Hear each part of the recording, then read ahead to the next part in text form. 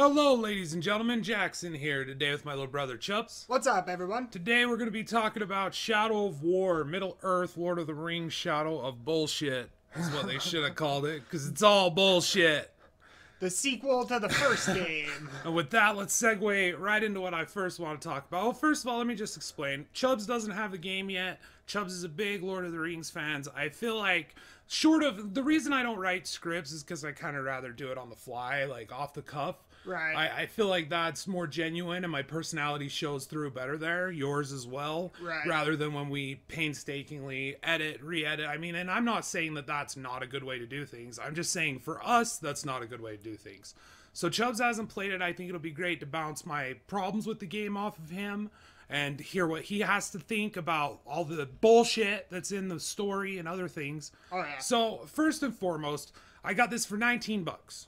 I had on the winter sale. Chubbz was gonna pick it up. He said, "Should I get it?" Or no, you didn't ask me if you should get it. You should say, "You should tell me if I should get it." Yeah. Because I told him I was getting it, and he was like, "You should tell me if I should get it." And he's got money on there. He was waiting to see what I thought. And let me tell you, I was of two minds with this game. There's that part of me that like just loves Lord of the Rings fantasy shit, and knowing that this is an experience that you're not going to be offered anywhere else. Like, straight up, the fun, the gameplay, the combat, the enemy types, the personalities they've given the enemies, all of these things are great. You're not going to find it anywhere else. Like, no one else is doing, like, big budget fantasy shit. It's got to be Lord of the Rings. Now, the double-edged sword, the other side of that sword is that it's Lord of the Rings. It's a property I know very well, a property I love. You know what I mean? Like, if I went into a Vermintide game, or a Warhammer game, and the lore, let's say Vermintide wasn't true to the Warhammer lore, I would not know any different, right? Like, my interest into the lore and things like that come from playing that game. So, like, until I started to look into it and realize that it was full of shit, which that does happen as well, but I wouldn't be bothered by it. Lord of the Rings I know very well. Right out of the gate, this game is fucking absolute garbage in the story. It's front-loaded with the trash. And the good shit is like buried behind the trash. It's front loaded with Shelob, Gollum, and bullshit. Oh, yeah. Like bullshit. Okay? So let's jump into it with the story. So the game starts out, you're Talion, you've still got Celebrimbor. Celebrimbor being the one who had helped Sauron forge the rings. He's mentioned, he's legit. All the shit from the games is made up nonsense. I'm just gonna tell you that right now. They might have like backstory that's real from the Silmarillion, but for the most part, like, his character in this time with Talion, this is all made up bullshit. Oh, yeah. Now, the thing is that at a certain point, you're going to have to do that, unless you want to retell the tales that have already been told. And in this case, they wanted to kind of make their own story and kind of branch off of it. It's a common thing.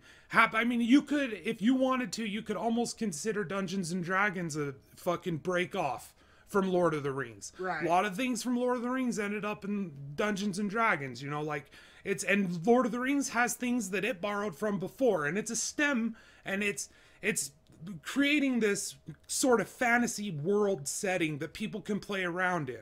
And the only difference is that when others play around with elves, dwarves, halflings, they're able to tell their version of those things. Right. When you're fucking within an existing property, there's backstory, there's established rules to the universe. And you're stepping into a fucking, this is the thing, like, the source material and the backstory of Lord of the Rings doesn't need to be fucked with. No. It didn't need to be fucked with by Pete Jackson and whoever wrote those fucking movies. These characters didn't need to be fucked with by these people. They didn't. Now, they with some of them, they didn't fuck around with their character.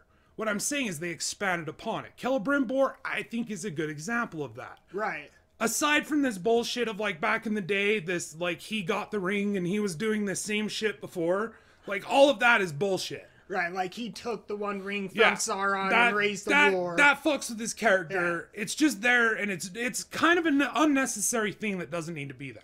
We don't need to know that he had the One Ring at one point. Sure, it builds into his motivations towards the end of this game, but I think just him being who he was with his ring that he forged at the beginning of this game, when it opens, we open to him and Talion forging a new ring in the fucking fires of Mount Doom. Right. Under Sauron's nose. Sauron, who is not nearly as powerful as he needs to be yet, A, due to the loss of his ring, and B, due to the loss of, like, his corporal being. And that's another thing that we'll get into later, which, it's...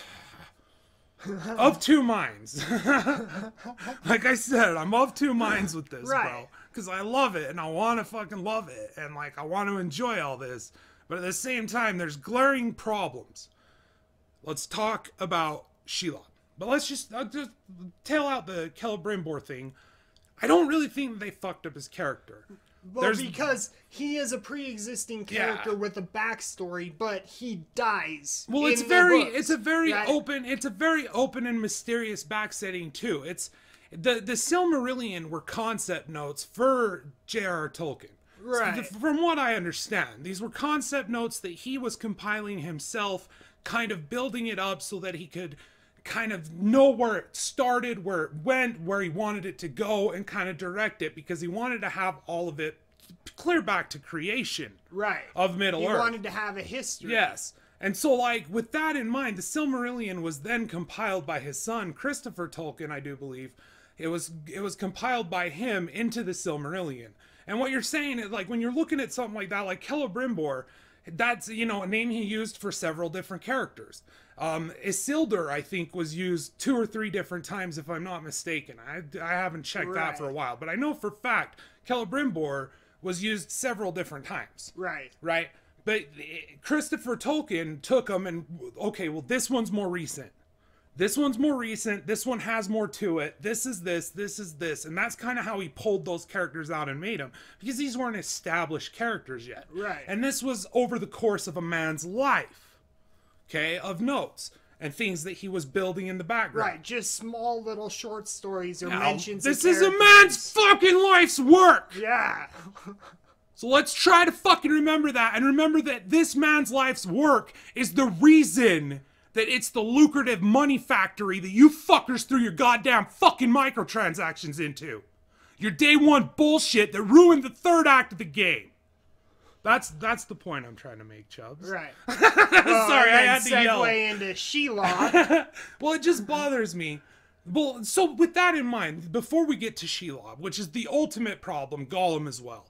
This is the undermining of everything that existed before, and there's several things before that, or in a side of that I feel like I'm okay with them branching out on.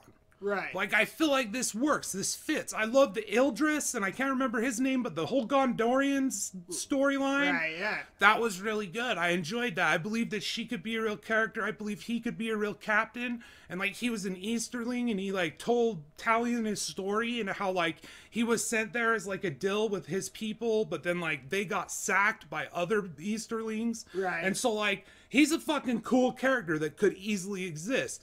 She's like the father of the captain of the guard of like this outpost I think it's minus Morgul, and all of this before it falls, because the Gondor had pushed very far, and they had these outposts all the way into Minas Tirith.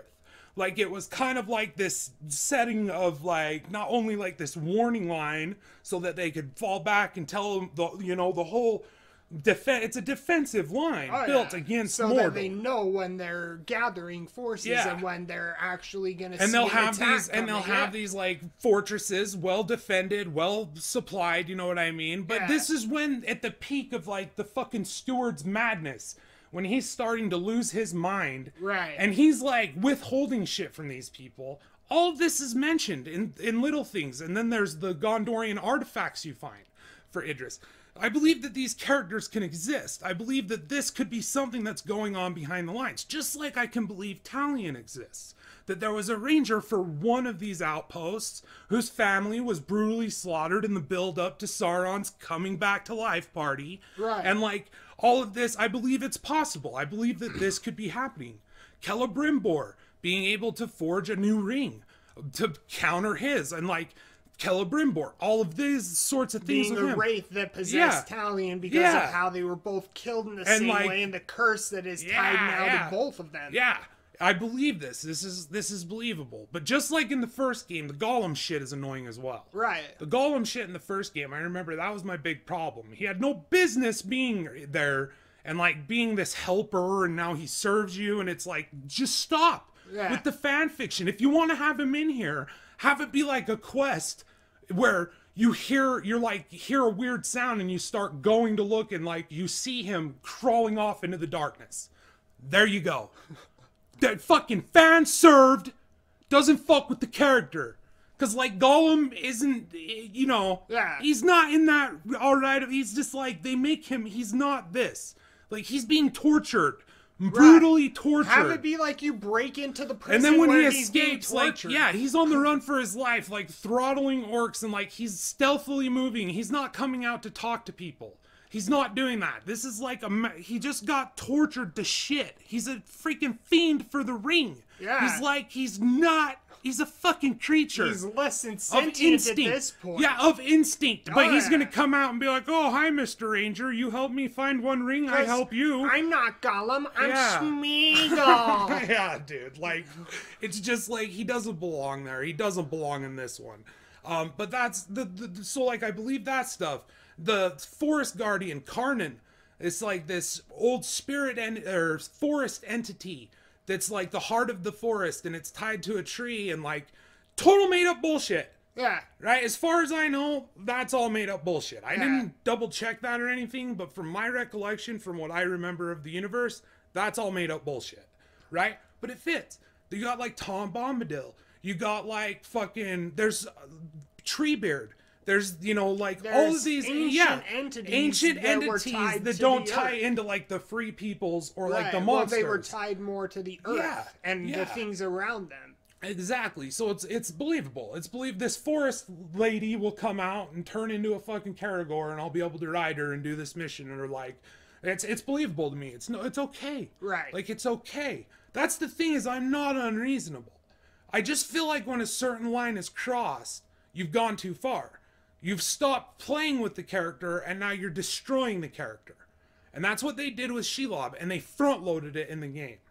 So you make the new ring, you're on your way to do something. I can't even remember this part of the game that well. Like, I think, like, I subconsciously blocked it out. I didn't record a whole lot of it. I saved enough so that I'd have footage of this dumb fucking lady. And then, like, so I could make an example, like, look, this is Shelob. Yeah. This is the spider monster daughter of Ungoliant. You know, death incarnate, chaos hatred, immortal. Embodied by hatred. Yes. Like, this is her. She's so beautiful. I would do it with her. Oh, yeah. Why is that something I can say? Because Sauron did it with her. They didn't want to show that scene of her as a spider and him patting. I'm sorry. Who knows? There's probably fan fiction online already about. Yeah, there's probably already fan fiction or Rule 32 or whatever the fuck of Shelob spider getting fucked by Sauron. Yeah, who knows? Good job. That's what this is, dude. Oh my god. So before we get there though, Shelob steals the ring from you.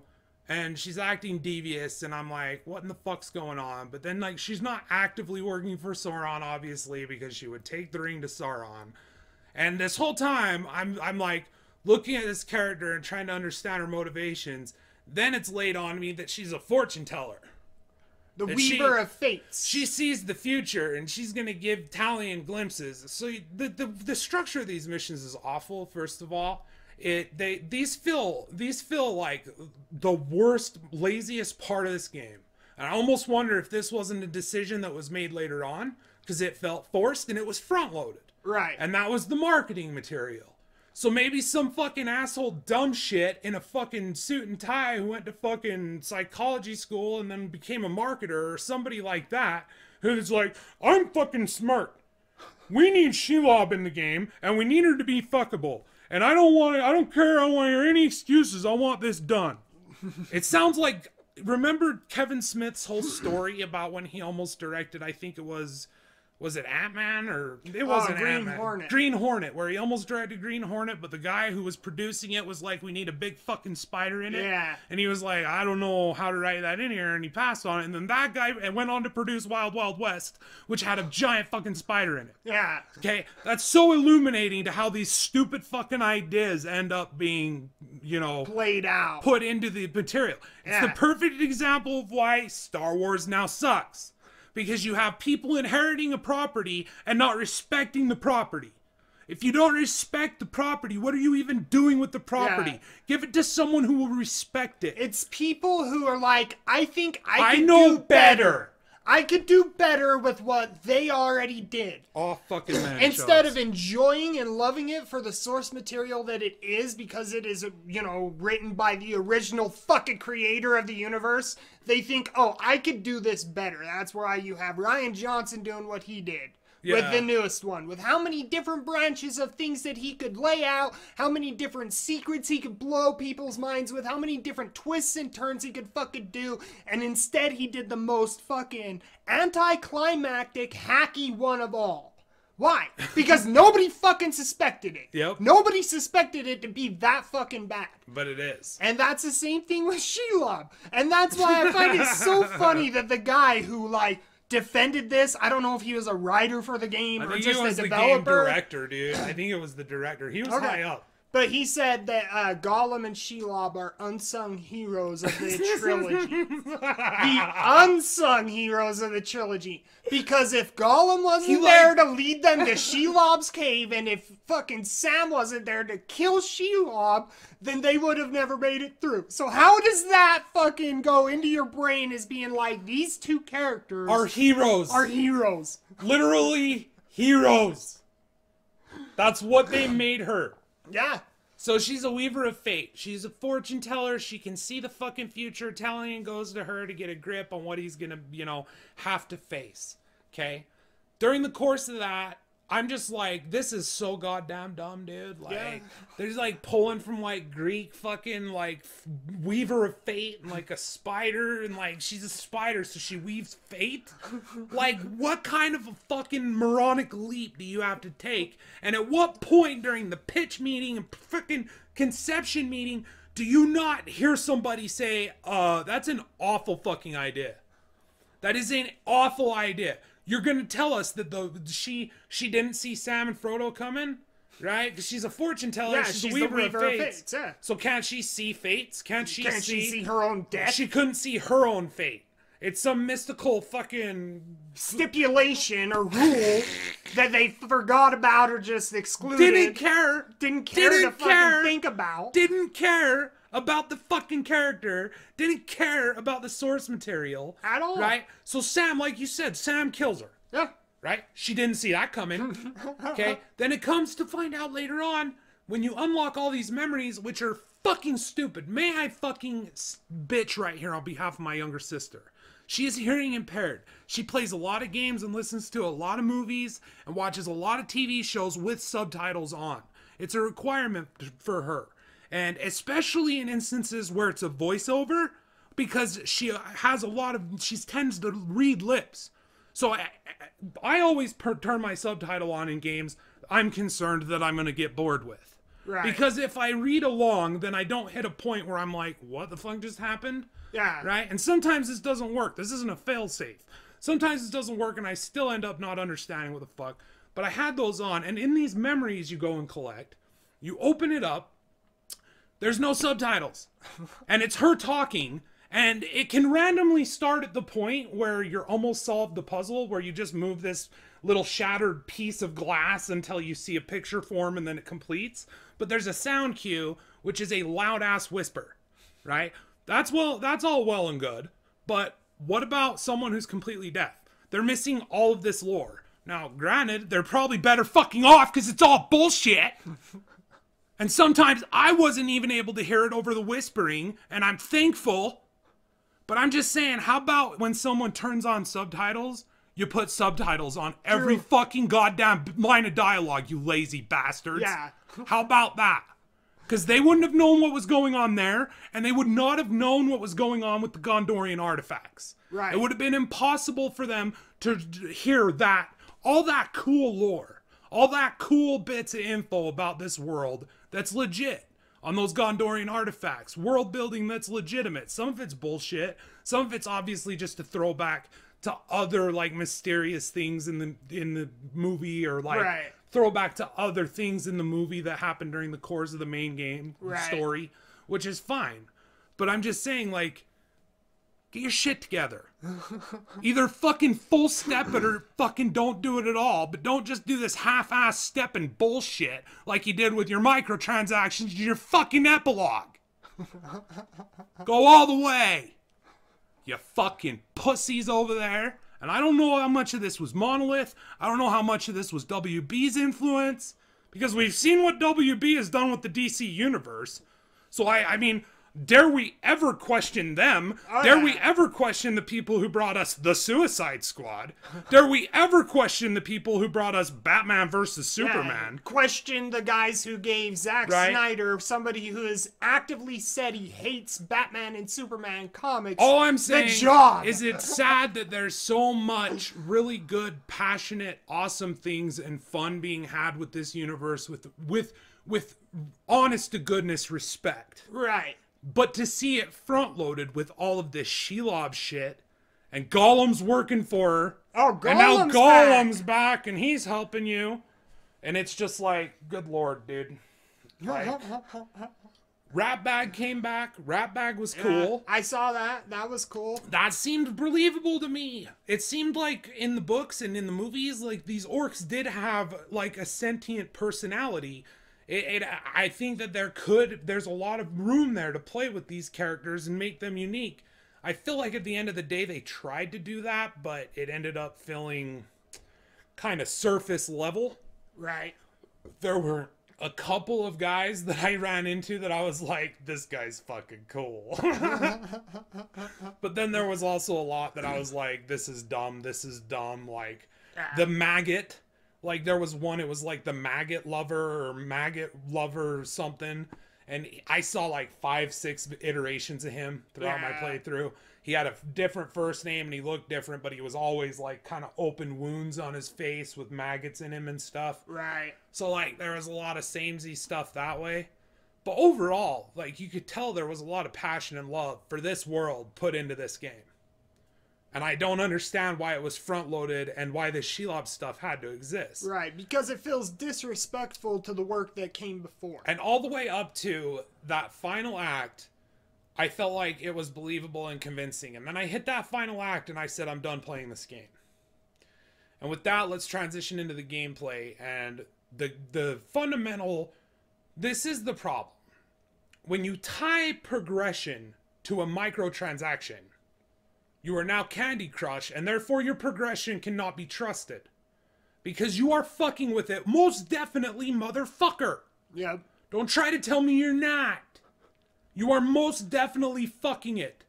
You want to peel away the whales and dolphins, these people who are weak-willed and have a lot of money, and just want to get that, ooh, I want to get it all now. Yeah. That all now high. You know what I mean? Because the way that this game progresses is... You level up, and that takes a while after a certain point. It's slow at a certain point. You feel like, I've done everything. I guess I'm moving on to this final act. And then you hit this final act, and you realize that all it is like the same stuff you've been doing, but less of it. Right. Less story, less that stuff. And now it's all about your orcs.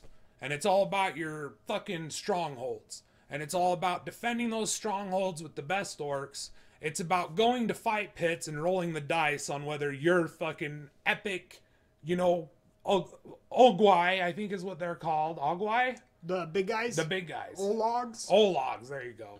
An Olog, if your big guy makes it, I think it's an Ogwai. Is it an Ogwai? I don't fucking know. I can't think of it right now. Anyway, but see if they make it. It's a roll of the dice in these fight pits. Like, legitimately. It's like...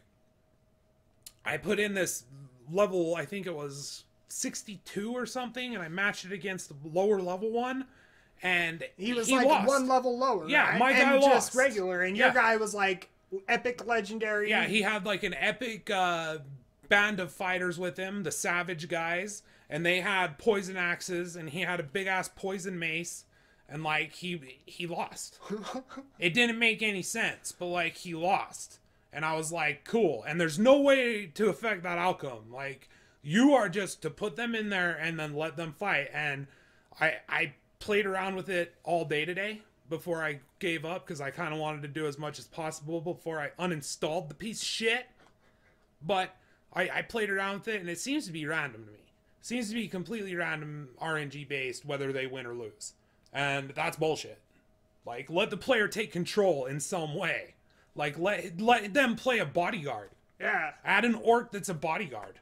And I get to play as him.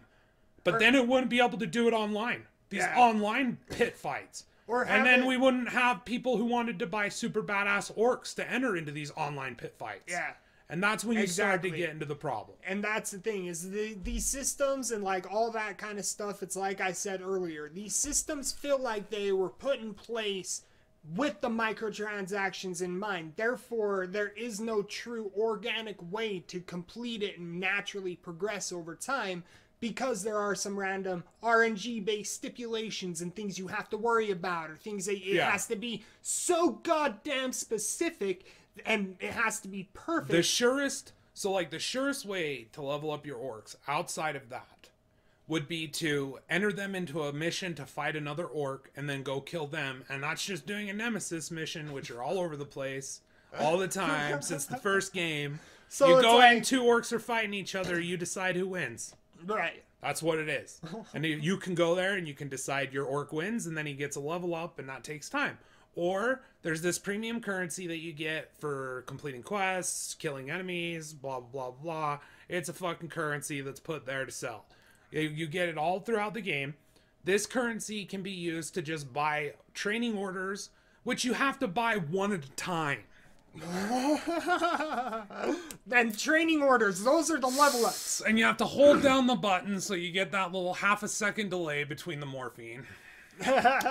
And you have to wait and do it again, and your orc goes, I've leveled up, and then you have to enter it, do it again, I've leveled up. And unless there are 5 levels that you can buy, so if you can buy 5 at a time or 1 at a time. Right. So once you get to, like, you know, I'm level like 57, say, for an example, I'm gonna have to for sure buy 2.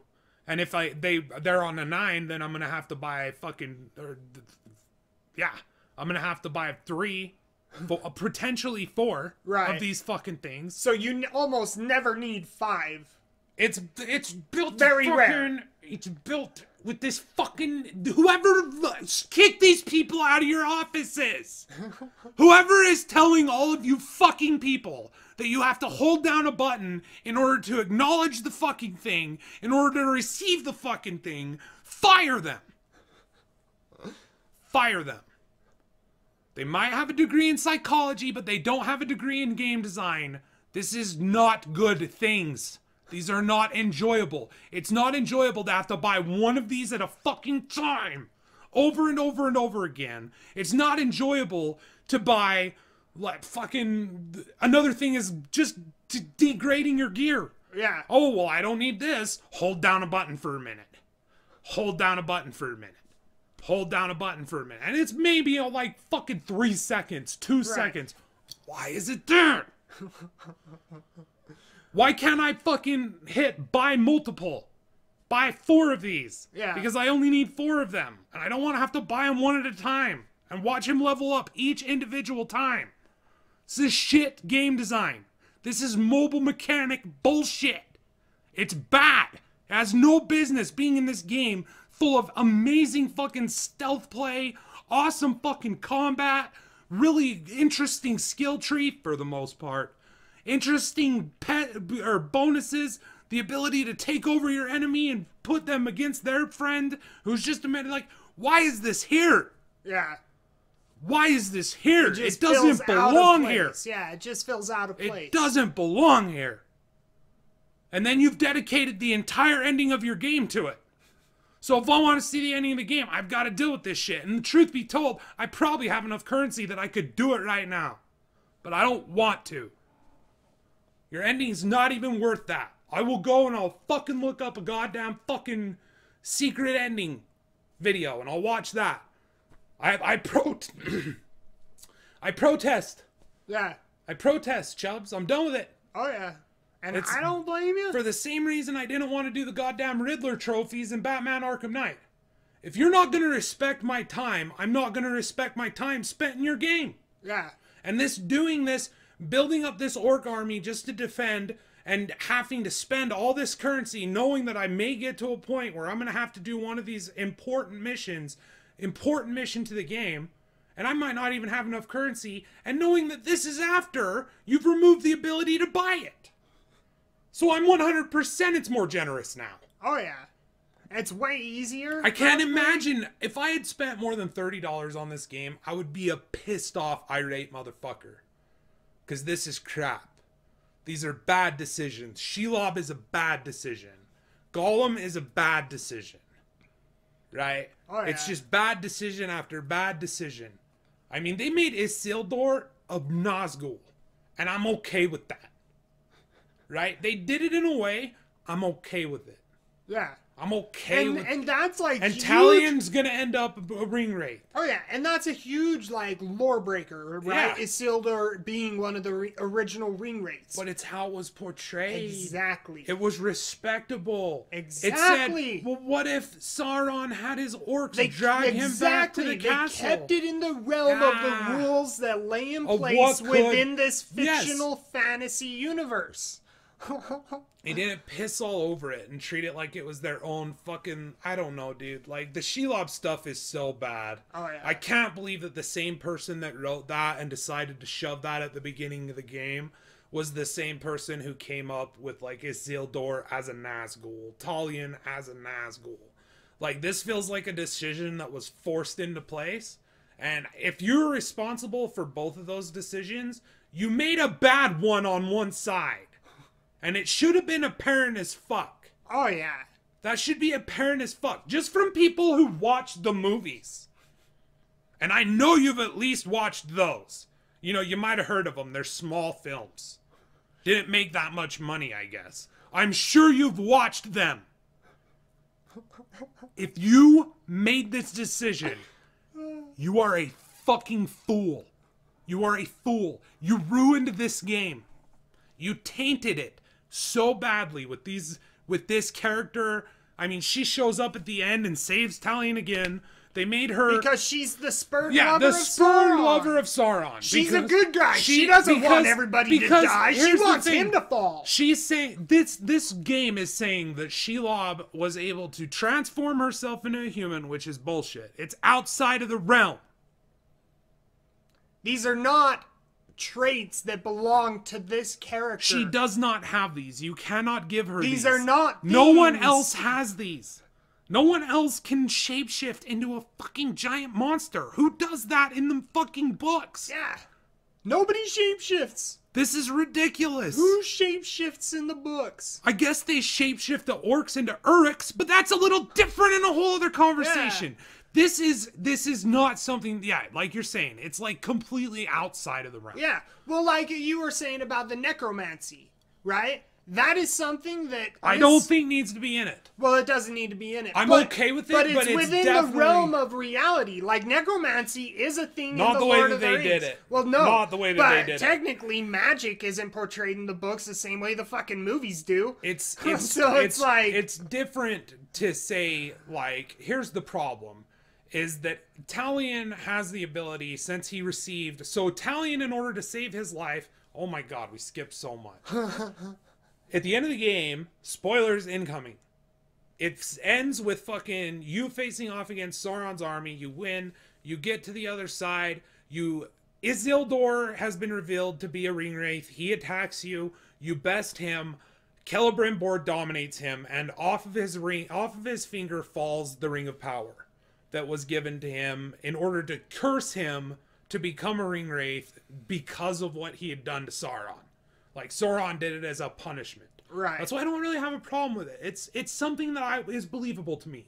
I believe that Sauron would do that. That he could create Nazgul. Well, yeah, that's what he did. Yeah, exactly. He knew what he was doing. Yeah, he knew exactly. He knew what he was doing. Yeah. He was giving those rings to guys that he knew would be easier to control. Oh yeah. So like, and it would make sense that he would be able to control him because he would have been under the influence of the One Ring for so long that Isildur would have been susceptible to that, that prompting corruption from its master. Oh yeah. From the original piece of that, right? And so that's believable. So as Celebrimbor goes to dominate him and keep him alive, Talion makes a decision that's awesome, and he says, "No, fuck that. Enjoy your sleep." And he stabs Isildur in the throat and ends it. Ends his life, sets him free. Celebrimbor gets pissed about that, and then this dopey elf bitch, who I don't even remember her name, because she's annoying as fuck too, and doesn't need to be there. She's sent from Galadriel, because we gotta have Galadriel somehow. We gotta have an elf chick somehow. We gotta have a possible romantic arc between our fucking antagonist and the elf chick somehow. These are just things that have to happen. Shelob has to be a human and fuck Sauron. Anyway, so Celebrimbor ditches out on him and joins with this elf chick. She like says, bye Talion, fuck you, you're gonna die. So she believes Celebrimbor that the only way to stop Sauron, because his One Ring is still not found, and unless you destroy it, he can't truly die. Yeah. He's decided he's going to dominate him, right? And that's his plan, Celebrimbor. And the way he does it, Sauron. you can tell that, like, he's not going to stop there. Like, he's going to keep this fucking conquest train rolling. He's begun to change. That's explained through the past when supposedly he had gotten a hold of the One Ring and contested Sauron. I don't buy it. I don't buy it. That shit bothers me. But that stuff, so that's, you can tell that he's going along that path. Him and her leave. Talion lay there dying. As he's bleeding out, Shelob comes to him in a vision because she's also a fucking astral projector, and not only can she turn into a human, but she can then astrally project that human into the mind of a dying man hundreds of thousands of miles away and tell him that his fate was changed because he made a good decision. And all this is annoying. All this is stupid as fuck. It's stupid as fuck. It's a bad decision. All this is bad. She doesn't need to be there. You could remove Shelob from this game and it would still make sense. Just take away the begin. Just take it from they're making the One Ring to when they're done with her missions after she's given the ring back. Just take that out of the fucking game. It changes nothing. Have Talion lay there dying, look over, see the Ring of Power that was Isildur's, and he takes it and he makes a decision. So now he's a Nazgul, but he's still him. He hasn't fully relinquished himself to the corruption. Right. Then we cut to the elf chick and Celebrimbor, and they're fighting Sauron, and you fight fair Sauron, and then he gets souped up into the armored Sauron, like the badass that you know from the movies. Yeah. And then he goes back down. You start to dominate him as Celebrimbor, and then he actually dominates Celebrimbor, and like they become one. I don't know. But that happens. And so then it's you as Talion, and it's the Shadow Wars. The chapter I'll never finish. The chapter I could give a fuck less about. Because at that point, you raise the dead. You are now a necromancer. It's bullshit. Like, the Nazgul, like, were able to make, like, ghouls, maybe. Like, things like that. But they would have been unthinking. Like, this, I don't know, I man. mean, I honestly don't know. Well, they explain about it in this. the. As far as I know, the only bit of necromancy that goes on in The Lord of the Rings is from Sauron. No. Right? I don't even think Sauron's necessarily a necromancer. I mean, he's definitely able to create undeath with the ring wraiths, but they're also tied, it's tied to their ring. Right. Like, it's more of like, I don't know, like a it's almost more like a Horcrux. Like a curse. Like a Horcrux from Harry Potter. Okay. How Voldemort instills himself into like all the artifacts and stuff. That it's kind of like that. So like you are infused to your ring. Your life is part of the ring. You're a part of the ring. As long as the ring doesn't be destroyed, you will always reform.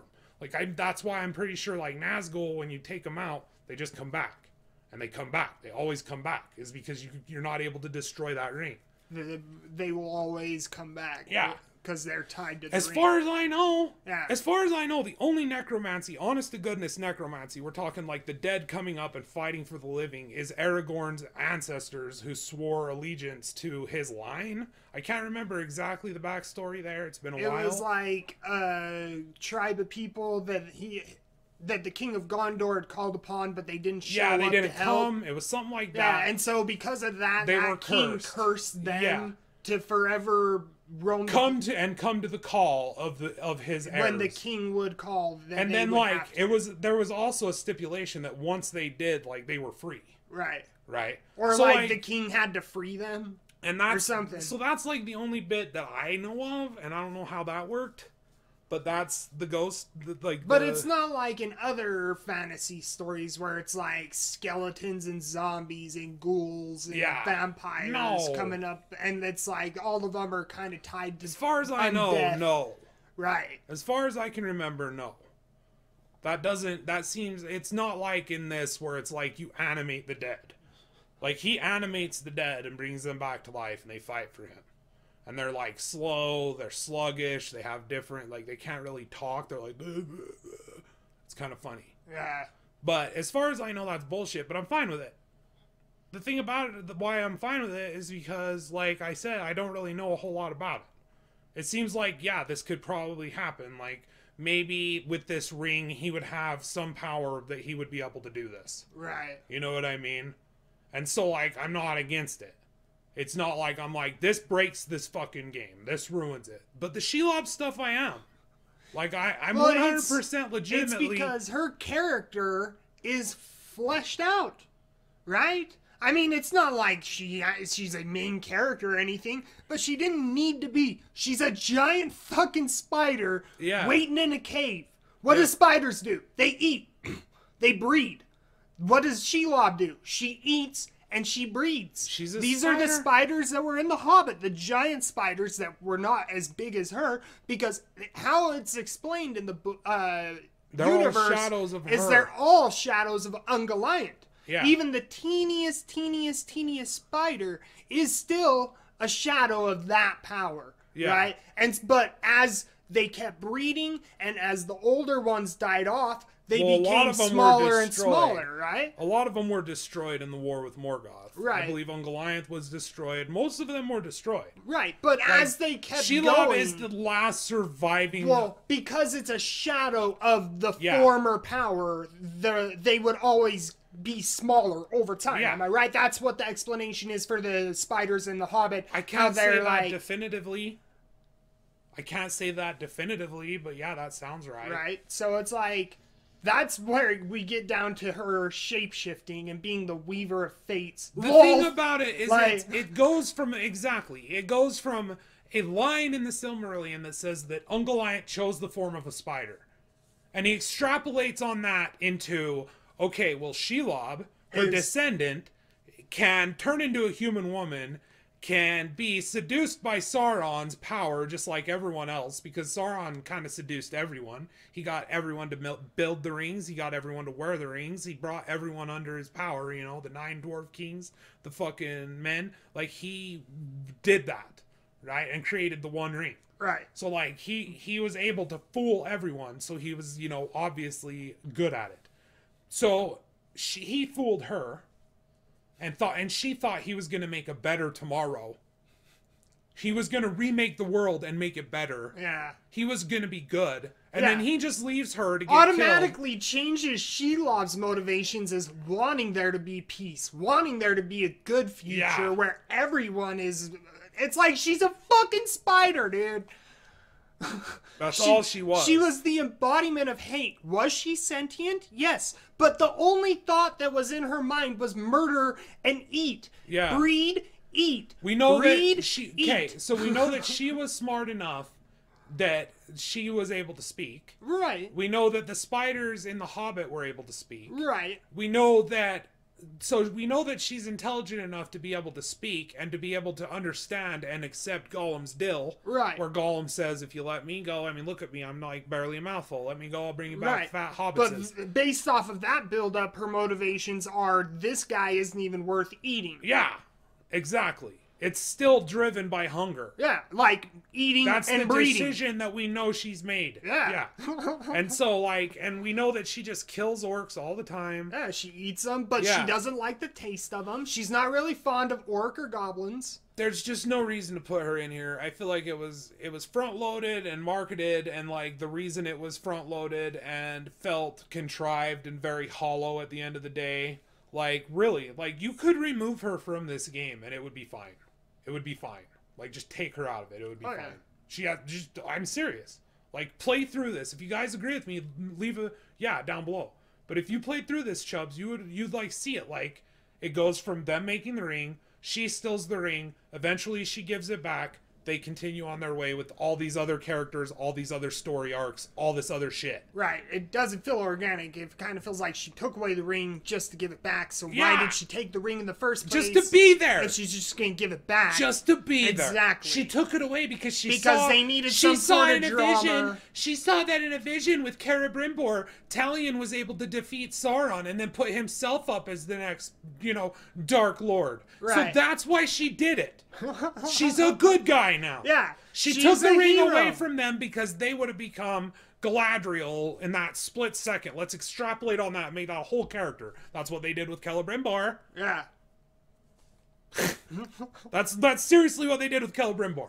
They took Galadriel's fucking that one line split fucking second when she's like, "You would have a Dark Lord, even great my death." Yeah, a bright queen or whatever. Yeah, a dark queen. Wonderful and glorious. They took that little that fucking line and they extrapolated that into this whole fucking game. Yeah. That's what Celebrimbor is, right? And I'm fine with it. I'm fine with it. It's It's cool. because- It's an interesting thing to think about.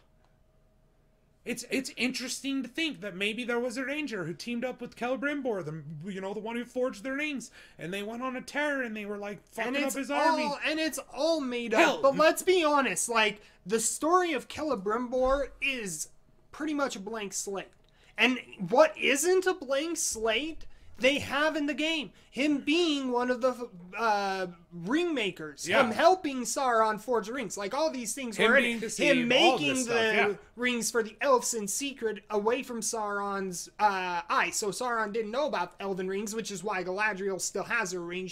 And none of them have turned into Nazgûl. I don't know that he forged them behind his back, or if he hid them away, like took them from him at one point and gave them to the elves. Well, regardless, these are all notes. I And know. so, like, they're not really fleshed out story with specific details, but we do know certain things about the guy that are played out in the game, and then everything after that they are playing with, right? Well, it's all made up bullshit, yes. Whereas Shelob, them doing that to Shelob, it completely rewrites her character. Yeah. It rewrites It doesn't hurt Ungalion's Celebrimbor. character. It doesn't hurt the Yeah, lore no, it for any doesn't- of this to happen. Exactly, because it's all taking place after It his builds story ends. and it builds within it. Yes. It's like a lovingly crafted, fan-written story for the universe that is accepted into it. It's what D&D, they do it with D&D all the time. Writers go in, they write a book for that series. I'm sure it happens with Vermintide, or Warhammer. I'm sure it happens with 40K. I'm sure it happens with any property like that. You're going to have, like Star Wars. Yeah. And you can immediately tell which of these writers cared about the world. And you can tell that with this game. And whoever wrote, like, the Nazgûl stuff, whoever wrote, like, the Gondorian stuff, whoever wrote even the Karnan stuff, Right. whoever wrote the Talion Celebrimbor stuff, I can't imagine that those are the same people that pushed for this Shelob shit. I don't know. I could be completely wrong. And if it is, you're all stupid. I don't know. But honestly, that if you're not, like, I feel like it was a marketing decision. Yeah. I really Like, do. I feel people- like they decided that they wanted to market the game on a female Shelob who was sexually attractive because she's very seductive and the way she moves and stuff. It's not Instead of- overplayed. It's very underplayed. It's not like fan service in an anime game. Like, we're not talking Catherine levels of things. It's underplayed, but she's definitely there to be attractive and be sexy and be seductive. Oh, yeah. That's what she's there for.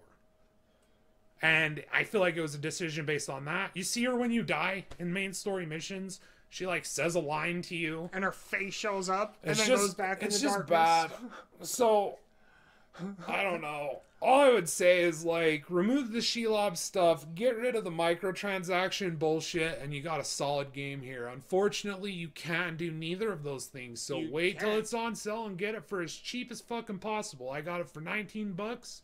And at this point, I'm sure anyone who is interested in this game has either A, already bought it, or B, already bought it, because now it's been on sale for a while, and I'm sure it was on sale on console. I'm sure it's been on sale, and it was the Game of the Year edition, and I uninstalled it. I'm not even going to play the other characters' story missions.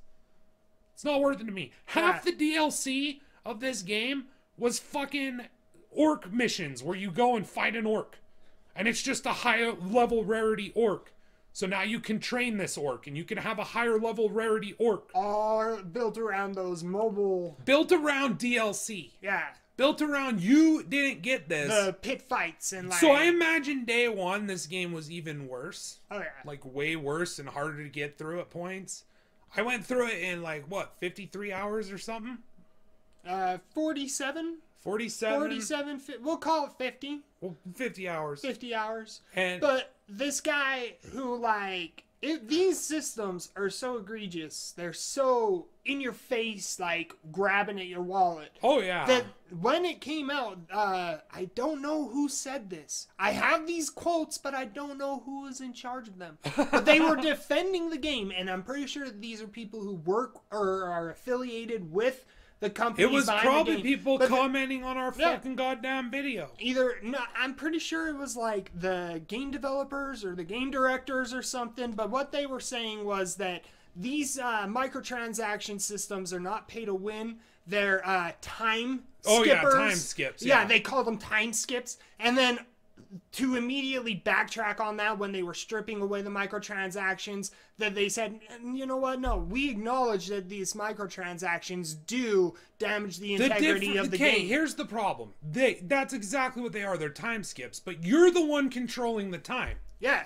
So when I get a fucking... Well, he said that. Somebody over there said they did. that these things ruin the, what is it? Compromise the integrity of the game. They compromise something like the game. That, yeah. Something like that. Where they essentially were saying one thing when it came out and these systems were in place, and then when it was released and they were taking them out, they were like, you know what, no, you know what, these are game break, or these are a pay to win microtransactions, you know what I mean? Well, that's 100% what they are, especially when you have pit it is fights, that bad. that's online leaderboards. It is that bad, but nobody else will do that. Nobody else will do that. You'll never hear, like, Blizzard fucking developers coming out and being like, oh, you know what? Yeah. These are actually RNG based. We are fucking with the odds, and we want you to buy as many as possible. You know what I mean? But this guy's it's not only that, they control how much XP you get after matches. They control directly. They control how they deliver you that content. How fast which you is a get it. huge portion of the content being worked on for games like Overwatch. Oh, yeah. It's purely cosmetic in nature. And they control the rate at which you get that. Oh, yeah. And that's with this too. And with Assassin's Creed Origins and Odyssey, I'm sure. These games, when you're selling progression, and you're in control of progression, I know that you're gonna fuck with your progression. I know that. Because you don't have something for sale that you don't want people to buy. Yep. Alright? You want people to buy it. Okay? And so when you tie that into, like, a fucking free-to-play game, it's obvious as fuck. You know it. You can tell. Oh, yeah. That's exactly how Shadow of War's final act feels to me. And day one, I'm sure it was even worse. Like, it's free to play shit, dude. Like, it's mobile mechanic shit, dude. Like, it's these decisions being made from on high based on profit margins and not on artistic value. You know? Yeah. Does this... I mean, this is the Lord of the fucking Rings. Show some fucking respect to the man who dedicated his life to create it and did it so well that it made him and his children and their children and their children's children enough money to choke a fucking elephant a day for a fucking year if they wanted to. So obviously he knew the fuck what he was doing. So how about we stop fucking with it? How does that sound? And if you're gonna fuck with it and you're gonna fucking play with it, at least be respectful and knowledgeable enough to do that in a way that doesn't fuck with the original source material. Please. Please. It's not that hard. It's not that hard. Take the people who can't do it, tell them to get the fuck out of the room, get the people who can do it, sit down and build something worth remembering. And that developer who had died and they put him in the game as a savior, like, he saved me, dude. And there was this moment of, like, I understood what that was, dude, and it hurt. Yeah. Like, I'm not gonna lie, like, I'm almost getting fucking whew. But seeing him come out, like, this is a thing that people cared about, and you could tell that. And then there were decisions made from on high that completely obliterated all of the care and love that went into it. And that's just disrespectful. And it's not just disrespectful to the fucking J.R. Tolkien. It's disrespectful to the amazing developers and writers who helped create some of the best Lord of the Rings stuff that I've been able to, you know, interact with. It taints their stuff with your fucking horrible decisions that are based out of I don't even know what. I know the microtransaction ones are based purely out of greed. And the Shelob one, I'm assuming, is based on a need to have a sexy female lead that we just want to have Shelob because she's recognizable. Exactly. And she's a spider and now she's a human. She's a That's going to get people curious. Yeah, and that'll it's get fan people to service. buy it. It's like, it's a reference to the movies. Bring it's back a reference to the Gollum. books. Exactly, bring back Gollum. Instead of creating a new character and writing a new character and making it fit that role, they took a pre-existing character and put that mantle on them. And it could have been anybody. Yeah. Could have been anybody. Could have made up a brand new character like you did with the Gondorians. It just could have been anybody. Anyway, I'm done. Yeah, that's it for us. Fucking Lord of the Rings. Don't keep pissing on it. I say that it all needs a reboot. Either a reboot or just leave it alone. If you can't fucking do it right, don't do it at all. I don't think it needs a reboot. It just needs more people like the people who were in charge of like 90% of the fucking game. Like, I'm serious. Like 90% of this was really good. Like the story-wise. It's just front-loaded. Yeah, well, I mean, it's just. I'm saying like some of the story doesn't need a reboot. No, I'm the saying story's fine. Like, by this point, with how many inconsistencies, you just don't take any of that shit. You say this when you're starting to work on something. You just say, "Hey, we are only considering this the canon. That's canon, and you know, distinguish. It's distinguishable. Oh yeah." You know that Shelob turning into a fucking human and banging Sauron is not canon. Yeah. It's not canon. It's not going to be accepted as canon. No one's going to accept that garbage as canon. Right? Is Isildur being a ring wraith? It's not canon, but it doesn't fucking hurt anything. Doesn't hurt anything. It's a respectful way to play a character. Right. It's disrespectful what you did to the fucking spider. It's disrespectful what you did to the fucking, like, to Sam and Frodo. Because maybe she just let them kill him. Yeah. She just knew that that was the only way that they would be able to get out alive. Sam had to kill her in order to fucking gain the confidence needed to carry him up the mountain. She wouldn't just let him go. Why wouldn't she? Why wouldn't she? Wave. She knew what they were doing. Wave and smile. Say goodbye to Sauron because you hate the bastard. You will pay. He will suffer. He will suffer. We've all suffered at your fucking behest, Shelob. That's it for me, James. James. We're out of here. Take care, everybody. Till next time. Stay safe. Stay awesome.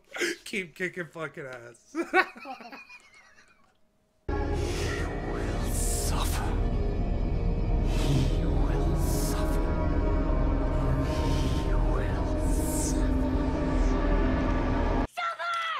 I am suffering. You little butt like.